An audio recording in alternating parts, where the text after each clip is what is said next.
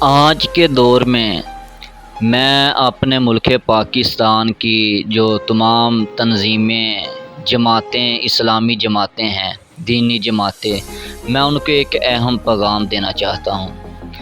یقیناً میں جب اپنے مسلمانوں کی صورتحال کو دیکھتا ہوں تو مجھے بہت افسوس ہوتا ہے کہ یہ سارے مسلمان آپس میں اتنی نفرت، اتنی لڑائی، آپس میں اتنی قتل و غارت مسلمانوں کے اندر، آپس میں ایک دوسرے سے اتنا جدا، آپس میں ایک دوسرے سے اتنے دور ہو چکے ہیں۔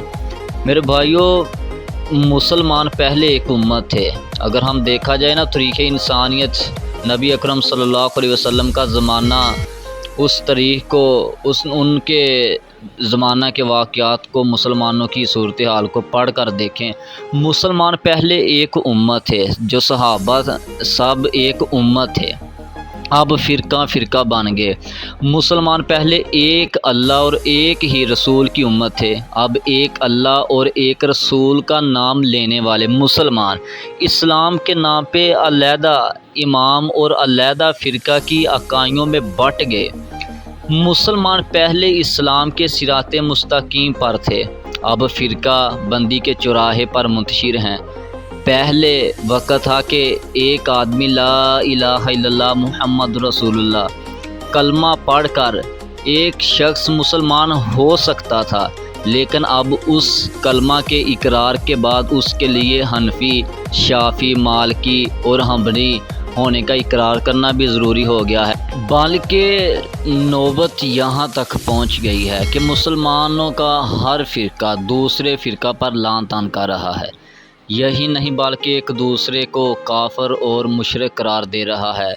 اگر یہ کافر مسلمان ہو کر بھی مسلمانوں کے نزدیک کافر ہی رہے تو ان کے اسلام لانے کا فائدہ کیا؟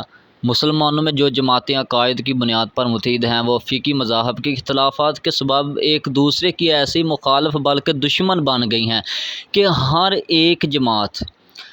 جماعت دوسری جماعت کی دینی ترقی کو اپنے لیے چیلنج سمجھتی ہے۔ مسلمانوں کے مذہبی اختلافات نے ایسی شکل اختیار کر لی ہے کہ اگر اس کے نتائج کا بغور جائزہ لیا جائے، مشاہدہ کیا جائے، تو معلوم ہوگا کہ مسلمان اندر سے باہر تک، مسجد سے بازار تک، ہر جگہ ایک دوسرے سے علیحدہ ہیں، ایک دوسرے کے دشمن ہیں، ایک دوسرے سے جدا ہیں۔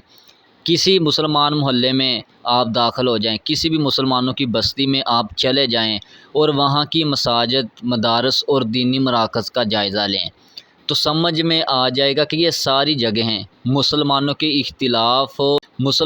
اختلاف و اقتدار کی جگہ کا شکار ہیں۔ ہر طبقہ دوسرے پر اپنی رائے مسلط کرنے پر تلا ہوا ہے۔ اس طرح یہ مساجد و مدارس رشد و ہدایت کا مرکز بننے کی بجائے اختلاف و نفرت کی جگہ بن گئے ہیں۔ تو میرے بھائیوں، ہم کو اپنے ملک پاکستان میں بلکہ پوری دنیا کی مسلم انسانیت سے میرا پیغام ہے، خصوصی پیغام ہے کہ آپس میں اتحاد کریں، آپس میں ایک ہو جائیں۔ اگر اس دور میں، اس زمانہ میں آپس میں مسلم انسانیت کم و بیش 1 ارب اور 84 کروڑ کے قریب ہے تقریباً، تو پوری دنیا کی مسلم آپس میں ایک جگہ پر کھڑے ہو جائیں تو یقیناً پوری دنیا کی کوئی طاقت مسلمانوں کو ختم نہیں کر سکتی، نہ ہی مسلمانوں کی طرف دیکھ سکتی ہے۔ صرف اور صرف